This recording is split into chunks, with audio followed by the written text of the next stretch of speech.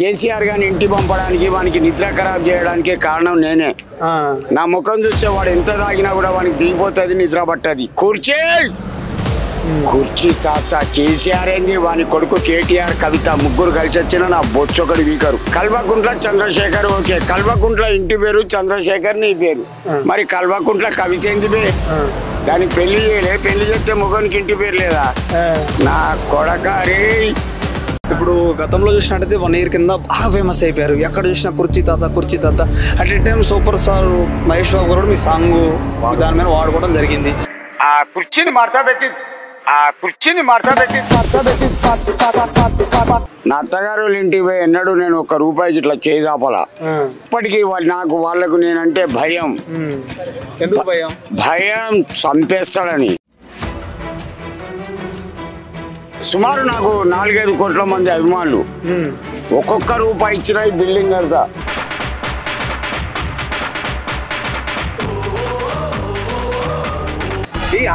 అందరూ కొట్టడం నేను ఏసుడు పని. ఎక్కువ మాట్లాడితే 10 మంది వస్తే ఇలా 2 రౌతులు 2 ముళ్ళు.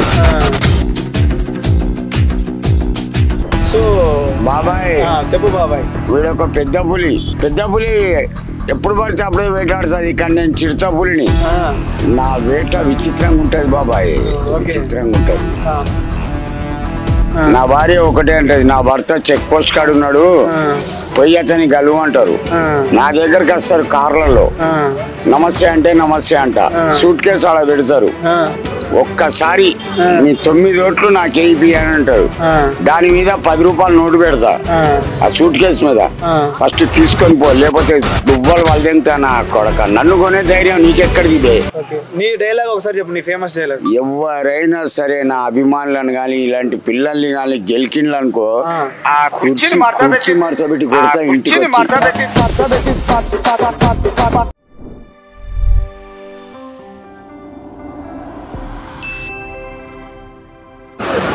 Welcome to Kaiser news. నేను శ్రీకృష్ణ. ప్రజెంట్ మనం వచ్చేసి కృష్ణకాంత్ పార్క్ దగ్గర అయితే ఉన్నాం అనమాట. ఎందుకు వచ్చానంటే గతంలో చూస్తున్నట్టయితే కుర్చీ తాత మనం వినే ఉంటాం, చాలా ఫేమస్. ఆయన మనం సూపర్ స్టార్ కూడా ఆయన సాంగ్ వాడుకోవడం జరిగింది, ఆయన పేరు మీద సాంగ్ చేయడం జరిగింది. సో ఇప్పుడు కుర్చీ తాత మరి ఎక్కడికి వెళ్ళారు ఏంటి, కొన్ని రోజులైనా మరి ఆ ఫేమస్ అనేది, తర్వాత ఏం చేశారు ఏంటి, మనం ఇది రోజు తీసుకొచ్చారనమాట. ఒకసారి మాట్లాడదాం ఆయనతో. అసలు ఏంది తన లైఫ్ స్టోరీ ఎలా ఉంది ఏంటి, మరి అప్పుడు ఎలా ఉన్నాడు ఇప్పుడు ఎలా ఉన్నాడు. మరి ఎక్కువగా సూపర్ స్టార్ అంటే మహేష్ బాబు గారు తన సాంగ్ యూజ్ చేసుకోవడం జరిగింది గుంటూరు కారంలో. సో మరి తన తర్వాత కొన్ని సినిమాలు కొన్ని ఎడిట్ చేయడం జరిగింది. మరి సో ఎందుకు ఆగిపోయారు, ఎందుకు సోషల్ మీడియా తక్కువ కనపడదని అడిగి తెలుసుకుందాం. నమస్తే అండి, ఎలా ఉన్నారు? I'm fine bro. ఇప్పుడు గతంలో చూసినట్టయితే 1 year కింద బాగా ఫేమస్ అయిపోయారు. ఎక్కడ చూసినా కుర్చీ తాత. At a time super star Mahesh Babu garu మీ సాంగ్ దాని మీద వాడుకోవడం జరిగింది. సో అంత పాపులారిటీ వచ్చిన తర్వాత మళ్ళీ ఎందుకు ఇక్కడే ఉంటున్నారు మీరు, మళ్ళీ ఎందుకు సోషల్ మీడియాలో తక్కువ కనిపిస్తారు? నా దరిద్రం 40 ఏళ్ళ నుంచి నా నెత్తి మీదే ఉంది. ఓకే. నా ఇంటర్ అయిపోయినాక మా నాన్నగారు 1 వారానికే గతించిళ్ళు. అప్పటి నుంచి నాకు కష్టాలు మొదలైనాయండి. నేను ఇంటికి 1 కొడుకును, నాకు 4 అక్కలు. నాకు కూరగాయల బిజినెస్ బాగొచ్చు. ఎట్నో చేసి నాది లవ్ మ్యారేజ్. నాకు 1 పాప, 3 కొడుకులు, 4 పిల్లలు. నా అత్తగారు ఇంటికి పోయి ఎన్నడూ నేను 1 రూపాయికి ఇట్లా చేదాపలా. ఫోన్ కూడా ఇప్పటికీ వాళ్ళకు నేనంటే భయం. ఎందుకు భయం? భయం చంపేస్తాడని. ఎందుకు చంపేస్తారు? ఒక నేసి పడేసిన. నేను ఏదైనా చేయాలనుకుంటే ఫుల్ కాన్ఫిడెన్స్ పెట్టి చేస్తా. నాకెందుకు లేని చేసి ఊరుకోను. ఫుల్ కాన్ఫిడెన్స్ పెడతా 100%. అంతేందుకు ఇప్పుడు నేను కుర్చీ తాతనైనా సుమారు నాకు 4-5 కోట్ల మంది అభిమానులు. ఒక్కొక్క రూపాయి ఇచ్చినా ఈ బిల్డింగ్ కడతా. ఈ బిల్డింగ్ పిలిచిండేవాడు, పొమ్మన్నాడేవాడు. నన్ను కేర్లెస్గా చూసిందనుకో తొక్కుతా ఇక్కడ పండబెట్టి. ఎందుకు వాల్యూ ఇవ్వాలి అసలు? నీ ఇష్టం. నేను నీకు ఈమని నేను అనడంలా. నేను మాట్లాడితేనే హైడ్రోజన్ బాంబు ఉంటుంది, నా అడిగే ఒక తుఫాన్ ఉంటుంది. నా 3 కొడుకులు నా దగ్గరికి రారు. ఎందుకు? తంతనని. అందరూ కొట్టడం. నేను ఏసుడు పని ఎక్కువ మాట్లాడితే 10 మంది వస్తే ఇలా 2 రౌతులు 2 ముళ్ళు బిర్ర చంపుతా. నేను ఎవరికి భయపడనండి. తప్పు చేయ సారీ చెప్ప. రేవంత్ రెడ్డి అటువంటిది నన్ను చూస్తే ఇట్లా అంటాడు. రేవంత్ రెడ్డి సీఎం రేవంత్ రెడ్డి దాతా లోపడరా అంటాడు. నన్ను ఏమైనా తక్కువ అందా చేసుకుంటున్నావా? తక్కువ అంచనా ఏం లేదు. సో బాబాయ్ చెప్పు బాబాయ్. వీడొక పెద్ద పులి. పెద్ద పులి ఎప్పుడు పడితే అప్పుడే వేటాడుతుంది. కానీ నేను చిరుత పులిని. నా వేట విచిత్రంగా ఉంటది బాబాయ్, విచిత్రంగా ఉంటది. అయితే సినిమాలకి కొంచెం యూజ్ చేసుకున్నారు మిమ్మల్ని చాలా మంది యూట్యూబర్లు కూడా. కొన్ని సాంగ్స్ కొన్ని వాడుకున్నారు. సరే ఏదో ఒకటి చేశారు. మరి ఎందుకు మళ్ళీ చేయట్లేదు ఇలాంటి ఫిలిమ్స్ ఇవండి కొన్ని యూట్యూబ్ దాంట్లో? నాకు నచ్చది. నన్ను వాడుకొని అందరు వదిలిపెట్టిండ్రు మంచి మంచోళ్ళు. అంటే నీకు డబ్బులు ఇవ్వలేదు వాళ్ళు ఎవరు? కానీ అమ్మ డబ్బులకు నా పడెత్తు. ఎంతని సంపాదిస్తావు? ఆశకు అద్దు ఉండాలి, మనిషికి భయం ఉండాలి. ఈ 2 లేని బతుకు దండుగా. నువ్వు డబ్బులు తీసుకుని వాళ్ళ దగ్గర చేసినవన్నీ ఒకటి బాధిన బాబాయ్. నన్ను కొనాలంటే ఎవడి తోడి కాదు, ఎవడి తోడి కాదు. కొన్ని లక్షలు తీసుకొని నా ఇంటికి వస్తారు ఎలక్షన్ లో. పెద్ద పులి ఎందుకు ఎలక్షన్ తీసుకుని ఏం చేస్తారు? వచ్చి డబ్బులు లక్షలు పట్టుకొని వస్తారు ఎలక్షన్లలో. నీ ఒక్క ఓటు కోసం? నా ఇంట్లో 9 ఓట్లు, 3 కోడళ్ళు, 3 కొడుకులు, నేను, నా భార్య, నా బిడ్డ. అంటే వాళ్ళతో కలిసి ఉంటారు మీరు? మళ్ళీ అందరం కలిసే ఉంటాం. ఓకే. కాకపోతే నా భార్య ఒకటే అంటది, నా భర్త చెక్ పోస్ట్ కాడ ఉన్నాడు, పోయి అతని గలువు అంటారు. నా దగ్గరకు వస్తారు కార్లలో. నమస్తే అంటే నమస్తే అంట. సూట్ కేసు అలా పెడతారు. ఒక్కసారి నీ 9 ఓట్లు నాకు వేయిపి అని అంటారు.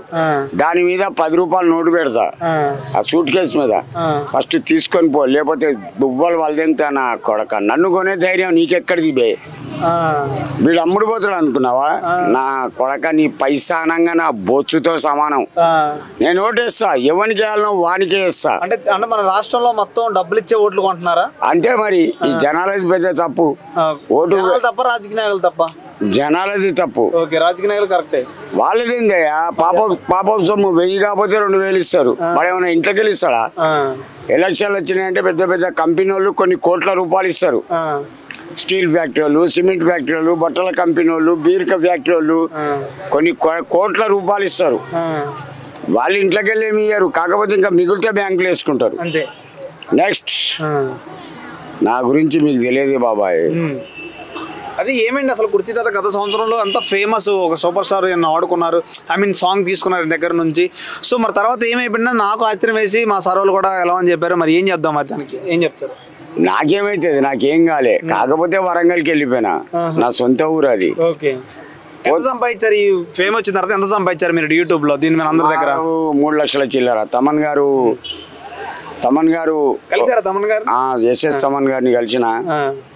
అతను నాకు 5000 ఇచ్చిండు. ఈ వైజాగ్ సత్య వచ్చి 5000 ఇచ్చిండు. ఎక్కడిరా ఈ డబ్బులు అంటే తమన్ గారు ఇచ్చిన. అసలు వాస్తవంగా అతను ఇచ్చింది 1,00,000 రూపాయలు. 95,000 వాడు తిన్నాడు. వైజాగ్ సత్యానా? ఆ తర్వాత ఒక వారానికి నాకు తెలిసింది తమన్ గారే నాకు అమీర్పేట అవతల కలిసి కారులో చెప్పి పాపం అతను మళ్ళీ 10,000 ఇచ్చిండు. సార్ నాకు వచ్చింది 5,000 అంటే పిచ్చి అనే, నేను ఇచ్చింది 1,00,000 రూపాయలు అని అన్నాడు. సరే అని గమ్మునుకున్నా. ఇప్పుడు పోయిన పైసా అడిగితే వాడు నా మీద కేసు పెట్టిండు. అంతేనా? అదే నా కేసు పోయింది సార్. పోలీసు వాళ్ళు 2 నిమిషాలు కూర్చుండబెట్టి వెళ్ళిపోతా అన్నారు. మనం దొంగతనం చేయలే, జేబులు కొట్టలే. ఇది ఒక డైలాగ్ ఉంటది కదా, డీజీపీ అది కాదు, అది చెప్పు. మహేందర్ రెడ్డి గారు మాజీ DGP, director general of police Hyderabad, నా క్లాస్మేట్ అండి. మంచి మనిషి, భలే విలువ ఇస్తాడు. నేను ఎట్లా ఉన్నా సరే, ఏ అవతారం మీద ఉన్నా సరే, కారాపి దా కూర్చో పాషా అంటాడు. అరే కూడా అన్నాడు. ఏదైనా వైన్స్ కాడికి పోయి ఆపినాక 500 నోట్ ఇస్తాడు. తాగి మెల్లగా ఆటో ఎక్కి వెళ్ళిపో అని. కానీ మంచోడయ్యా. అటువంటి ఫ్రెండ్ అందరికి ఉండాలా. నీ డైలాగ్ ఒకసారి చెప్పు, నీ ఫేమస్ డైలాగ్. ఎవరైనా సరే నా అభిమానులను కానీ ఇలాంటి పిల్లల్ని కానీ గెలికిండ్లు అనుకో, కుర్చీ మడతబెట్టి కొడతా ఇంటికి వచ్చి. నా గురించి తెలుసు కదా, కొట్టిందనుకో మోకాళ్ళు బలుగుతాయి, అట్లా కొడతా. ఇంకొక మాట, ఎవడైనా ఆడిపిల్లల్ని గెలికిండనుకో చంపేస్తా. ఆ అంటే అమృతం, మా అంటే మమకారం, అమ్మకు అర్థం రా భయ్. అయితే మరి నీకు ఎంత అభిమానం ఎంత ప్రేమ ఉంది ఫ్యామిలీ మీద అన్నీ తెలుసు, మరి ఎందుకు ఫ్యామిలీని వదిలేసి ఇక్కడ ఎందుకు ఉంటున్నావు నువ్వు ఈ టైం వరకు? అంత ముగ్గురు కొడుకులు పిల్లం పిల్లగాళ్ళు అందరు మనవరాలు అందరూ ఉంటారు, ఎందుకు వదిలేసి ఇక్కడ ఉంటున్నావు నువ్వు? నేను 7:30కి ఇక్కడి నుంచి వెళ్ళిపోతా ఇంటికి. మరి ఇక్కడ ఏం చేస్తావు అసలు పొద్దు నుంచి? Time pass, just time pass. ఫ్యామిలీతో ఎంజాయ్ చేయొచ్చు కదా. ఎంతసేపు ఉంటామా ఇంట్లో? టీవీ ఎంతసేపు చూస్తావు?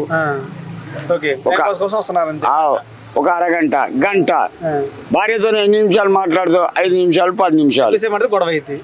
ఇప్పుడు చెరుకు తీయకుండా గుద్దదానిక తింటే ఉసుకొస్తుంది, ఉన్న పండ్లు బీక్తాయి అంతే. ఏది కానీ లిమిట్ ఉండాలా. ఓకే. అయితే నాకు చాలా మంది ఏమంటారంటే కుర్చీ తాతకి ఏం పని పట్టలేదు, బూతులు తిడతారు, అందరం తిడతారు, ఇక్కడ తాగి ఇక్కడ ఉండడం, ఎందుకు ఇక్కడ ఉంటున్నాడు ఆయన అంటున్నారు. మరి మీరేమంటారు?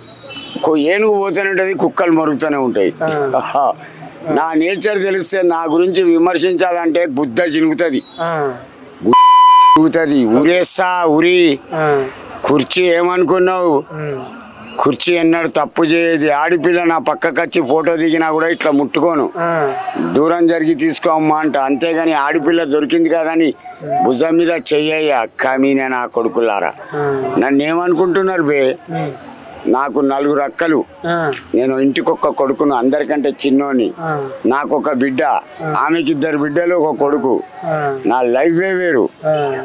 నా గురించి కించపరిచి మాట్లాడిననుకో ఈ బలగొడతా. నెక్స్ట్ నాది 89లో లవ్ మ్యారేజ్. నా భార్య అక్క చెల్లెలు 4, ఆమె 3వ నెంబర్. నాకు 3 బామ్మర్దులు. నన్నే చంపేయమని చెప్పని ప్రెస్టేజ్కి వచ్చానని మా చిన్న బామ్మడిది ఒక 10 లక్షలు మీలాంటి పిల్లలకి ఇచ్చిండు. అటు ఇటు పోయి నాకు తెలిసింది, ఇక డువార్డ్ ఎట్లయినా చేస్తాను, ఇక బాగానే చంపేస్తే దరిద్రం పోతుంది. తండ్రి పిల్లని చేస్తే అర్ధరాత్రి పోయి వేసి పడేసిన చీకట్ల. నో బ్రో, పోలీసు వాళ్ళకి కూడా అనుమానం రాలే, ఎవడు కొట్టిండు, ఎందుకు కొట్టిండు. ఎలా ప్లాన్ చేసినావు? అది అంతే, చెప్పొద్దు. అది చెప్పొద్దా? మనం ఏదైనా స్కెచ్ చేసినాం అనుకో, మనిషి వాడే రింగులకు వస్తాడు. నా బ్రెయిన్ చాలా క్రిమినల్ బ్రెయిన్ బాబాయ్. నేను ఇక్కడ ఉన్నా, నా ఆలోచన వరంగల్ ఉంది. చెప్తే రేపు పోతా. నా ఆలోచన ఇక్కడనే ఉంది, ఆలోచన అక్కడ ఉంది, నా చెత్త ఇక్కడ ఉంది. వచ్చిందా? ఎవరైనా సరే మళ్ళీ చెప్తున్నా, ఇలాంటి నా అభిమానులను గెలికిళ్ళనుకో ఇంటికి వచ్చి కుర్చీ మడత పెట్టి కొడతా. నా వయసు 64, నాకు గ్లూకోజ్ తెలియదు, నా వెయిట్ 42. పడ్డదంటే 1 క్వింటాల్ పడుతుంది. క్వింటాల్ భయానికే నేనంటే భయం బాబాయ్. నన్ను భయపెట్టాలని చూడద్దు. అర్ధరాత్రి నేను నడిచిన నా నీడని చూసి నడుస్తా, వెనకకెళ్ళి ఎవడొస్తానని చెప్పని. నేనంటే మంచోళ్ళకు దడ బాబాయ్. నేను చెప్తున్నా కదా, రేవంత్ రెడ్డి సీఎం తెలంగాణ. అట్లా పోతా అంటే కాన్వాయ్ అవుతుంది. అతనిది ఏడిపోతానా తాత అంటాడు, కాన్వాయ్ ఆపి ఎక్కువ అంటాడు, కూర్చుంటా, భలే రెస్పెక్ట్ ఇస్తాడు. ఎందుకు తెలుసా? అతను గెలవడానికి నేను 5 సంవత్సరాలు కష్టపడ్డా. ఆయన గెలవడానికి నువ్వు కష్టపడ్డావా? కేసీఆర్ గారిని ఇంటి పంపడానికి, వానికి నిద్ర ఖరాబ్ చేయడానికి కారణం నేనే. నా ముఖం చూస్తే వాడు ఎంత తాగినా కూడా వానికి దిగిపోతుంది, నిద్ర పట్టది.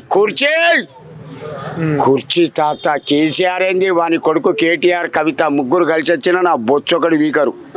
నెక్స్ట్ ఇయర్ వచ్చే ఎలక్షన్ వాళ్ళకి వెళ్తారంట మరి. కంపల్సరీ నేను ఉన్నంత వరకు వాళ్ళే గెలుస్తారు. ఎవరు? కేటీఆర్, రేవంత్ రెడ్డి. రేవంత్ రెడ్డికి వెళ్తారు. కాంగ్రెస్ వాళ్ళని గెలిపిస్తా అండి. సరే, ఇప్పుడు అన్నాడు కదా రేవంత్ రెడ్డి గురించి మాట్లాడదాం మనం. ఇప్పుడు పథకాలు పెట్టారు, 100 రోజులు అమలు చేస్తానని చెప్పారు. రేవంత్ రెడ్డి ఏమైనా అమలు చేశారా మరి? ఒకటి బాగిన గాడి, అక్కడ డబ్బు లేక అతను ఒమనో గిమ్మనో దేశానికి పోయించిండు.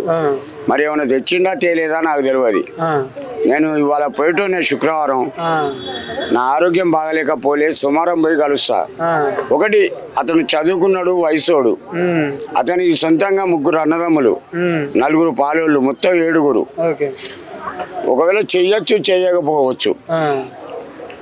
మరి ఏమంటారు గవర్నమెంట్? మరి ఇప్పుడు ప్రజలు చేయడం కోసం గవర్నమెంట్ వచ్చింది కాంగ్రెస్, మరి చేయట్లేదు కదా. మరి ఏం అంటున్నారు అందరూ చేయట్లేదని? బాగిన బాబాయ్, గుర్రం ఎక్కగానే గుద్దంతా కాయగాస్తుంది.